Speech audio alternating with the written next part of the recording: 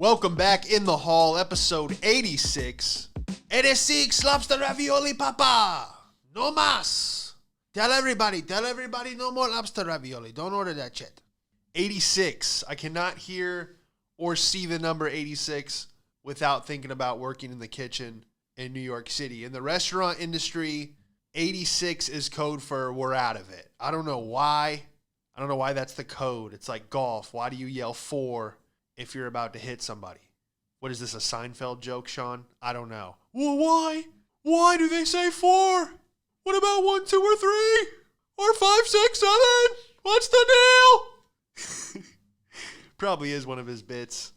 But he's a billionaire, so I don't, Anyway, not my style. We'll just say that. Yeah, but 86. Just think of this guy, Marvin, the chef. Shout out to Marvin, man. He used to just yell. 86 became a term, it means we're out of it. But it became a term for, like, shut up. Like if someone said something stupid, people would be like, 86. Shut the fuck up, 86. Or when you clocked out, you're like, you leaving? You're like, yeah, I'm 86. Like, I'm done. There's none. I have nothing left. Nothing left to give this fine establishment. If anyone in the restaurant industry, because no one knows, they would just laugh when you question it. It was like the JFK assassination. You're like, well, what really happened? Well, why is it 86? And people just go, I don't know. Was there multiple shooters? We just don't know. We don't know. You're like, okay. It's just one of those things that people go along with.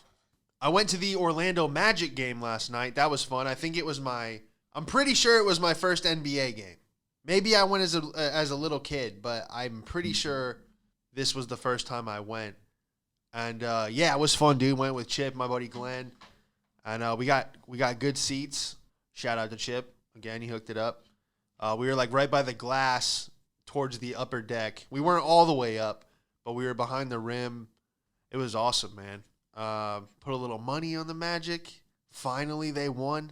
I had money on the first half for them to win the first half. I thought I just put money on them to win the first quarter. And then I checked and they were like kind of losing in the first half. And I'm like, damn, if you have fat thumbs playing on the phone, sometimes you bet the wrong thing.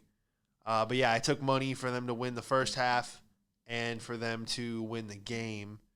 So that paid out. And then I had them to win by 6 or lose by 6 and they won. So I had like 3 or 4 bets that hit. That was cool. Makes the game more exciting. It's funny. I have no idea who is on the Orlando Magic, but you immediately become a super fan. You're like, pass it to 22. I don't fucking know who he is, but he's pretty good. It's cool, man. I don't know if it's all sporting events. I think it is, but hockey, I feel like they don't have all that extra in-between shit, like during timeouts.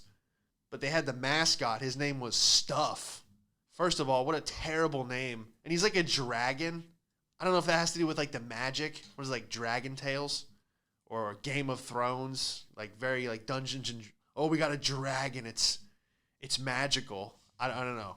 A unicorn would be a better mascot. It'd make more sense. So yeah, they have like this magic dragon, I guess. And he's doing like flips.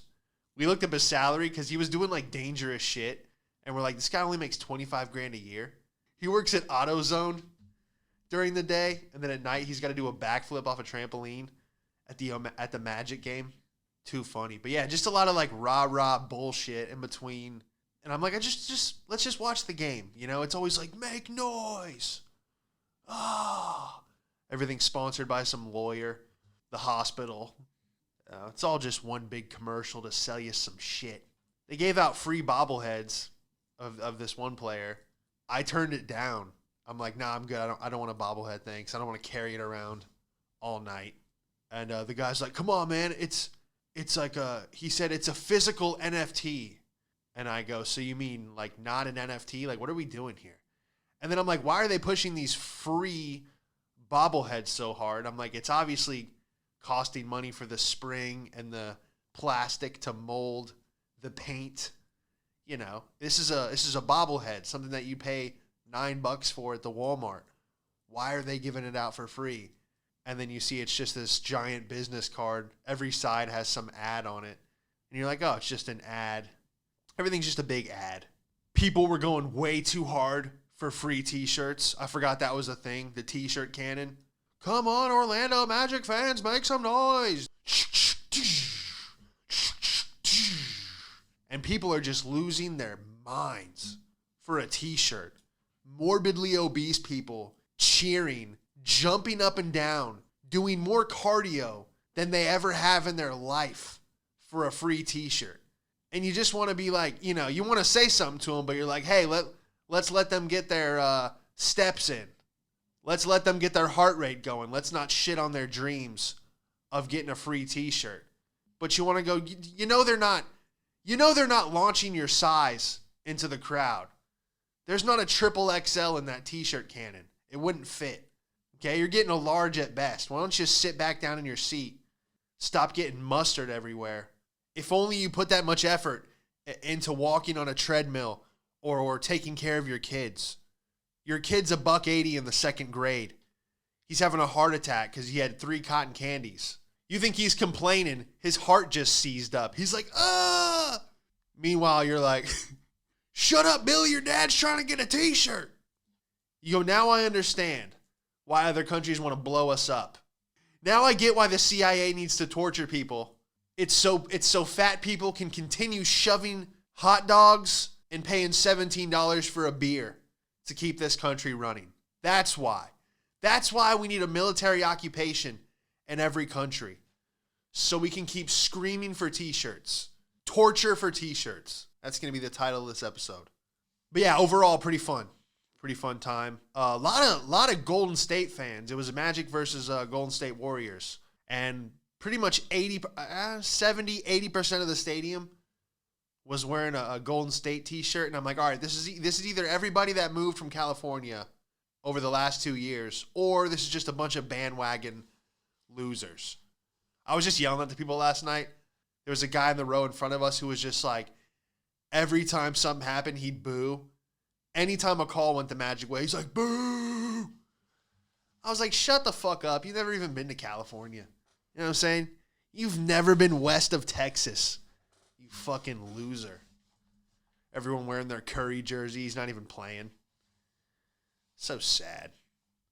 I'm just like not into the, if I have money on it or I'm at the game, I'm into it, but just some people that's their entire life. You know?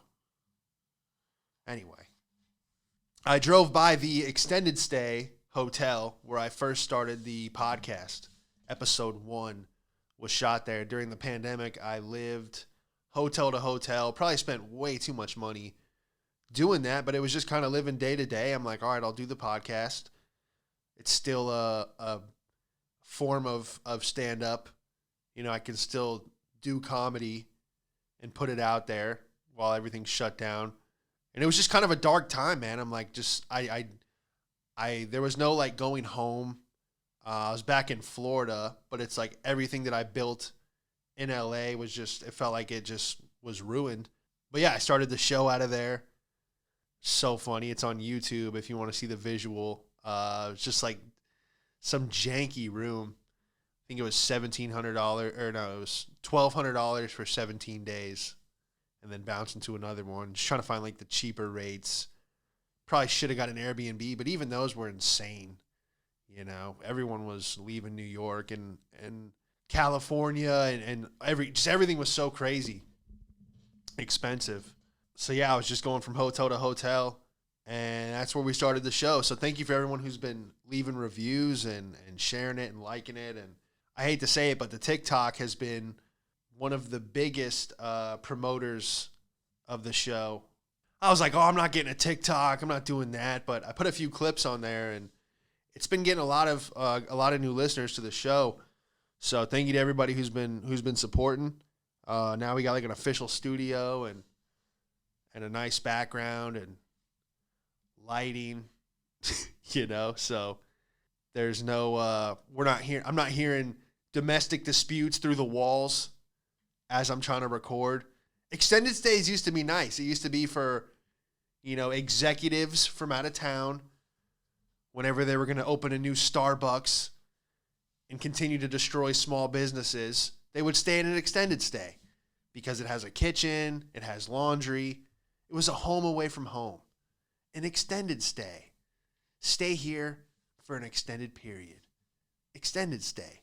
But yeah, I did a whole rant on that. So if you want to check out episode 1, it just was not what it used to be. I think probably Airbnb killed that whole thing because you could just rent a house or an apartment that's literally designed for that same purpose, which is nicer. Yeah, it was a wild experience. But yeah, it was funny to drive by the hotel and just be like, man, right in there, in that, you could see the window. I'm like, man, I did the first episode out of there. And it's just cool to see your progress. Probably went through every emotion this week. It's been a wild one. I was talking to my dad. Sometimes I wake up and just be like, and I just think like, man, what a silly thing to. Sometimes you just feel weird for chasing the dream of telling jokes in front of an audience. You know, making people laugh is the root, but it's just such a weird thing sometimes. 7 years in, almost, and it's just like, I don't want to say like I'm embarrassed, but you just, it's just a weird thing to do. And then my dad's like, well, I never thought it was weird. What'd he say? He goes, I never told you to go get a real fucking job and do all that. And I'm like, hey, well, maybe you shoulda, maybe that's why my career hasn't exploded, is because I don't have you calling me every day going, why aren't you in finance? Why didn't you do better in math? But it was just funny. But yeah, my parents have always been kind of supportive of it. I guess they had no choice. They knew I wasn't going to college. I mean, what did they expect? They saw the path. I think they're happy that I did choose comedy. I remind them daily. I go, I could have overdosed on heroin by now in Bradenton. I could have been in prison a long time ago, like everyone else I grew up with. But I'm telling my haha jokes across the country. So yeah, just thoughts, man. Just keep going. Every time I have self-doubt now, I just think of the Island Boys. Staring at the sun, keep that gun. Do you think they had self-doubt? They didn't even doubt what tattoos they had on their forehead. The Island Boys had no self-doubt, and that's what led them to superstardom. And that's the key. Zero self-doubt. Just don't doubt anything. I'm only half joking. But yeah, a lot of new listeners. A little bump. If this is your first time listening, welcome. Welcome to In the Hall podcast. Little about myself. I grew up in a small town in Florida. Population about 10, maybe 12,000 felons. I grew up around a lot of unorganized crime. In cities like New York, Boston, you've seen the town. They have organized crime. All right, Tony, we're going to pull up. You're going to go into the bank at 2. That's when the guard drops the bag off. All right, Timmy, you're going to pull the car around back. Okay, you're the getaway driver.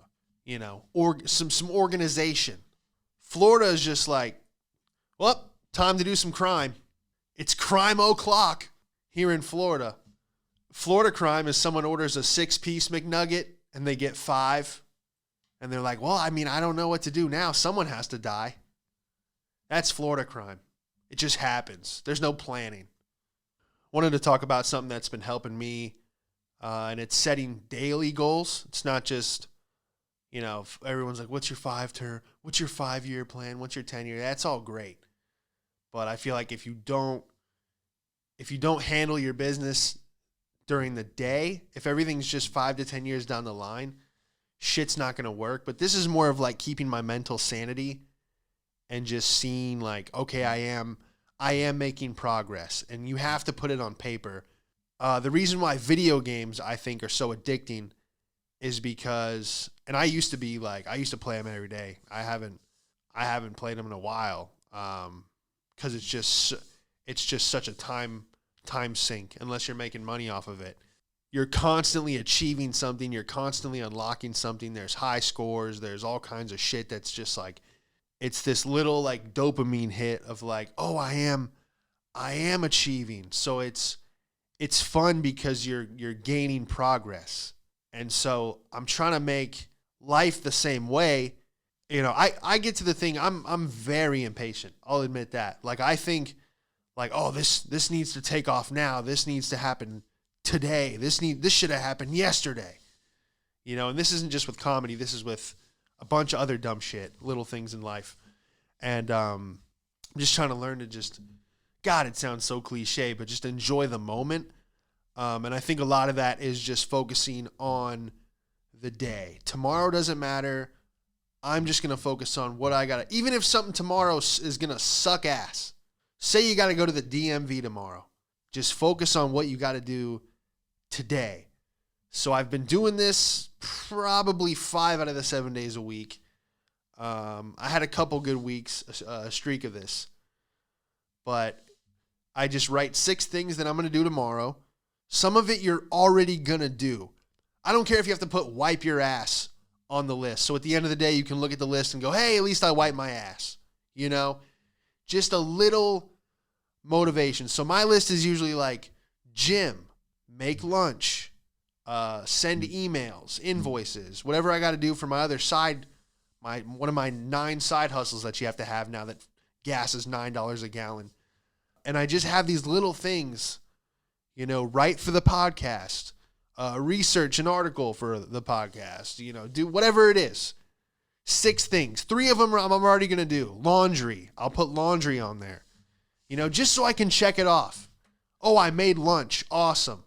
I was healthy. What did I make, you know? And it's like this, even if you don't, sometimes I don't hit them all. Sometimes I don't do the laundry or I leave it in the dryer or whatever. But it's like, it's something that keeps me fucking sane. I'll tell you that. And it's just something I've been doing. And I have these legal pads, and I have one that's like sketch ideas for like the green screen videos. One of them is bullet points for the podcast. The other one is like a stand-up idea. And then one of them is like my daily list. So I just have a bunch of these legal pads all over the house.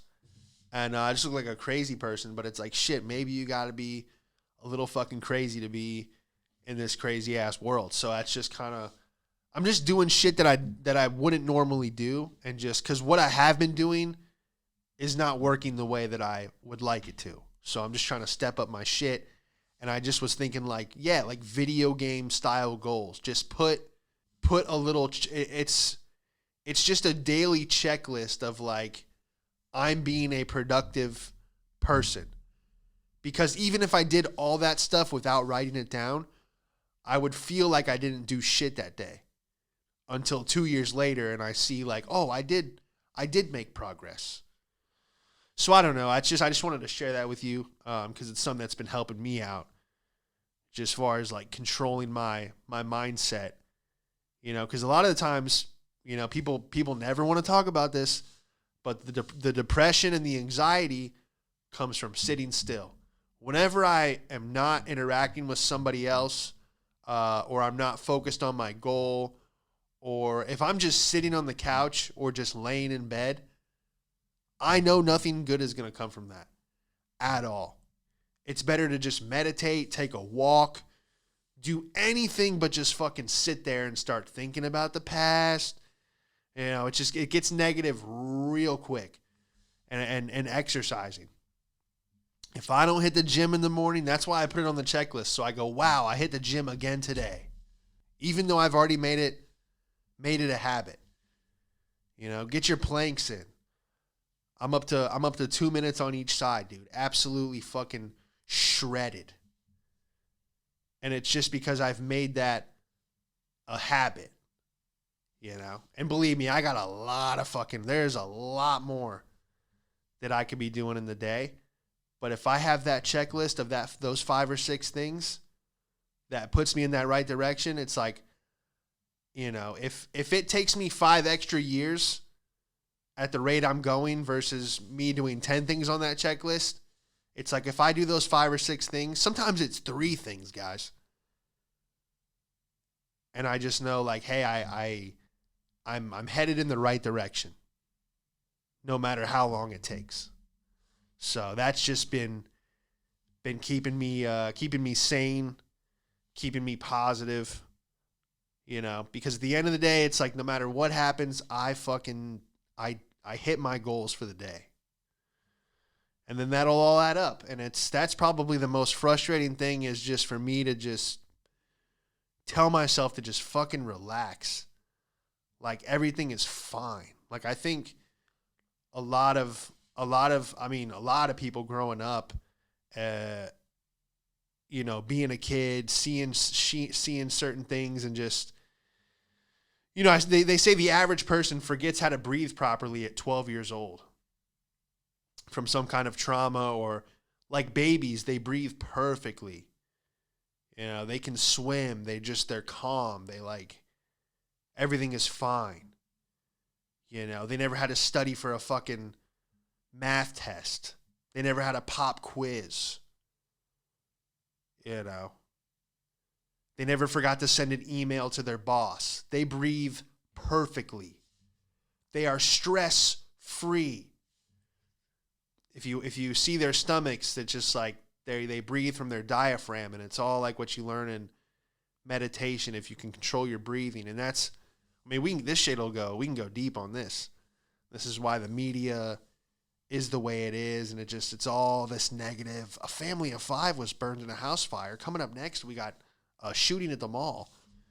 And, you know, it's just to keep you fucking anxious and jittery, and to throw off your breathing. Because if we all took a second to just breathe, man, whoo, because we all want the same things as humans, man. Most of us in this country, dude, we just want to, I don't know, I must have smoked or something before the Magic game last night, but I was watching the lady that was boxing up everyone's taco orders and yelling out, $5.73, your order. $6.91, your order.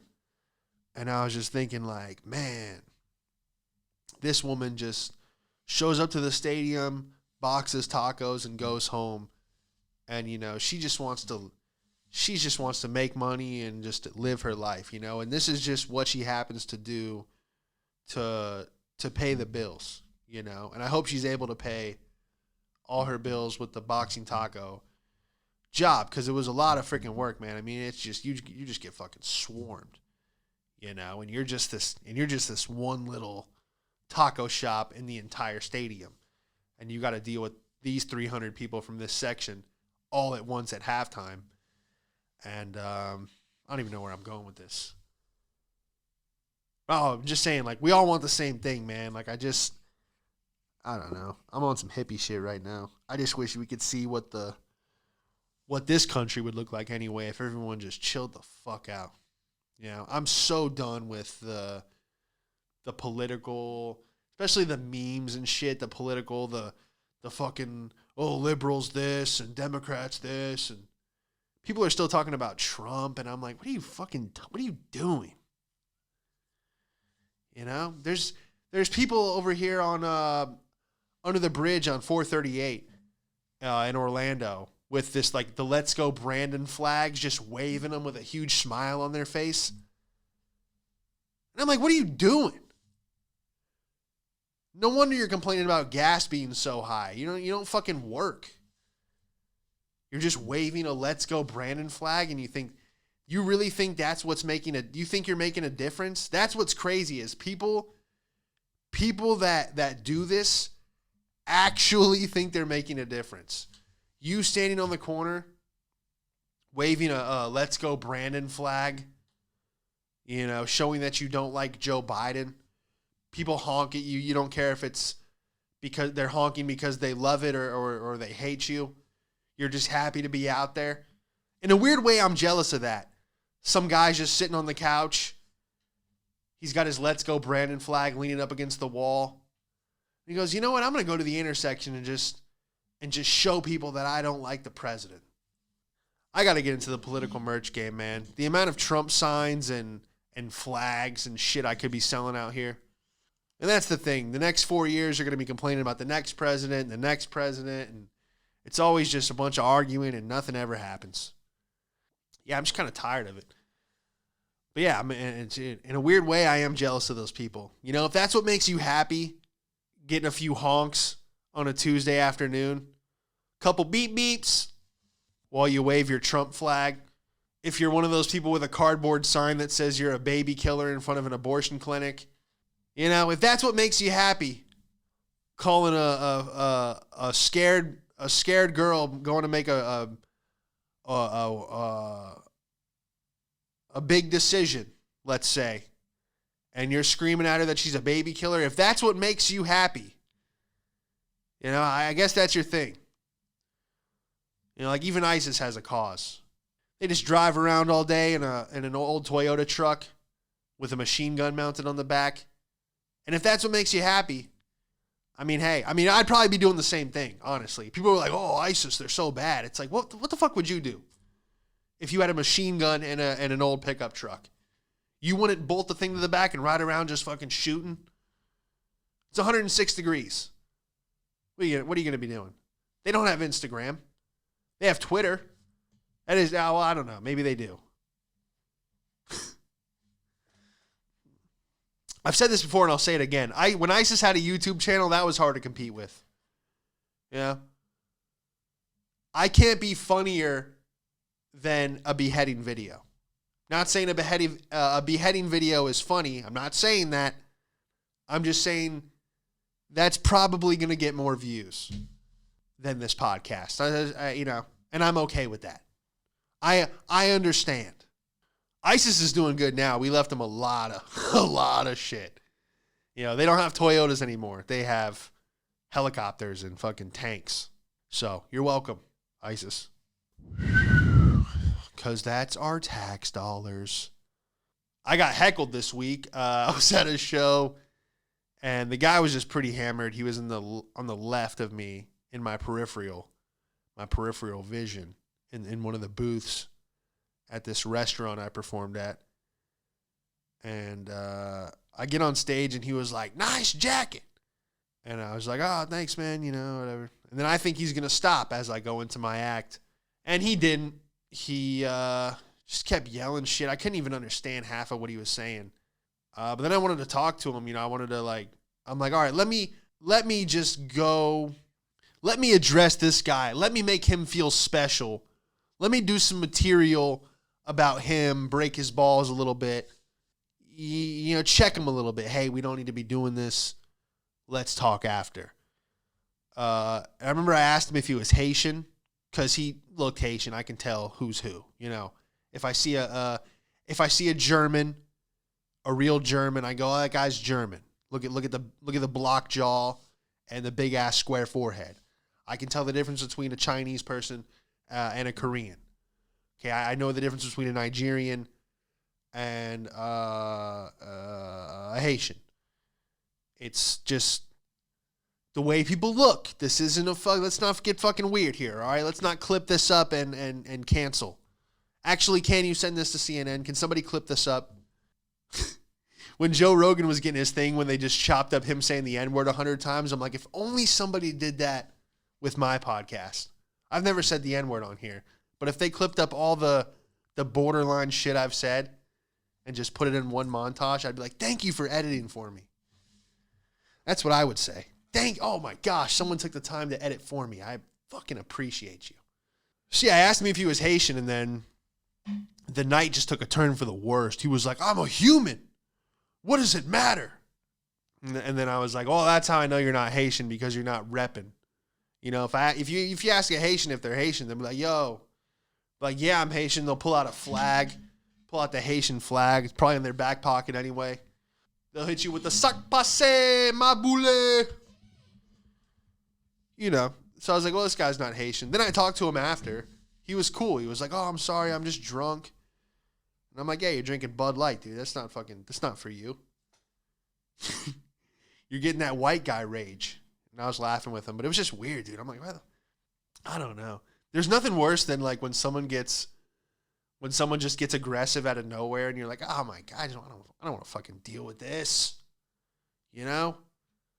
Why couldn't you talk shit when I was in traffic? Then I would have been ready to square off then when I'm screaming at my windshield. You know, sometimes you're like, oh, I would fight somebody right now. That's how angry I am. But not when you're on stage, dude, and you're like, eh. And I don't get when comics are like, oh, I don't want I would hate if someone rushed the stage. I'm like, you have a mic stand. Just be like the purple Ninja Turtle. Just fucking. See, I got heckled. I got a ton of hate comments. I did a video where we were reviewing, it's called After School Special. I did it with comedian Ben Thompson and Gary Lelly, who you guys know. Was on the last couple episodes. And we did a show, and it's like we're trying all the foods from the 90s, like Bagel Bites and Capri Suns and Gushers, Fruit Roll-Ups. That one's coming out tomorrow, or Fruit by the Foot. But the first one we did was Capri Suns. And I had made a joke in the video. I said a Capri Sun is an environmental disaster because it's got the plastic straw, it's wrapped in plastic, and then it's got this aluminum pouch with juice in it. I don't know, it's aluminum plastic. It's not good. It's not going to ever decompose, let's just say that. And then Gary was like, yeah, it's, there's definitely a turtle using this as a blanket at the bottom of the ocean. And then some girl went off, Greta Thunberg style, calling me a piece of shit for making a joke about polluted oceans. And I'm like, hey, lady, I don't decide what materials the Capri Sun is placed in, okay? What am I going to do? All I can do as a comedian is address what's fucked up. I can just go, hey, look over there, guys. That's fucked up, isn't it? And make fun of it. Make light of something that's fucked up. That's my job. I did a Syrian real estate video where I go, this is a 5-bedroom, 4-bath. Then an explosion happened, and I go, it's now a 3-bedroom, 3-bath. And people were like, this is so fucked up, da-da-da-da. And I'm like, everybody forgot about the Syria situation. I'm showing that it's still a thing, you know. So yeah, this girl's just getting so upset. She's sending me DMs. She's like, you fucking asshole. You piece of shit. I bet you go to SeaWorld I bet you're a season pass holder at SeaWorld, you fuck. And I'm like, what do you want me to do? You think I can call the CEO of fucking Capri Sun and be like, hey, I think you should use paper. I think you should put the juice in a paper pouch. And he's going to go, you know the margins on that? Go fuck yourself. Click. The best I can do, lady, is do a corporate gig for the Capri Sun company. And then after the show, when they're going, oh, wow, that was really funny. How long have you been doing stand-up? I can go, hey, let's cut the shit. It's time you stop using plastic straws for Capri Suns. Then maybe I can do something. Maybe I can leave a suggestion in the suggestion box. Okay? But it's just so weird what people choose to be mad at. Like, you took the time to write me 6 paragraphs and 9 DMs to tell me what a piece of shit I am because I made a pollution joke about a Capri Sun being not too environmentally friendly. Go back to your hole you fucking crawled out of. Log off. It's just embarrassing. What am I going to... How is it my fault? You know? People are so weird. But anyway, I hope you had a good week. And I think that'll do it for episode 86. Thank you for being here. Check out all the stand-up clips I'm continuing to post. If you could hit that like button, that thumbs up, whatever icon that says you like the show on the platform that you're watching, whether it be a thumbs up or a heart, you can leave a 5 stars. Anything helps, man. I really appreciate it. Thank you for continuing to share the show. Tell your friends about it. Thank you for all the nice messages this week, man. That's been super uplifting. Definitely needed that. A lot of people just saying keep going. Really appreciate it. And so yeah, that doesn't go unnoticed. Shout out to Trill Trees too, man. Holding it down. Appreciate the love and support. Go pick it up at LITCO downtown Los Angeles. Shout out to Trill Trees at TRILLTREEZ. All right, peace. You want to smoke something? You've seen him perform all over LA. Give it up for Sean Madden, everybody. What have we got here? A fucking comedian. This joke's not going to go well.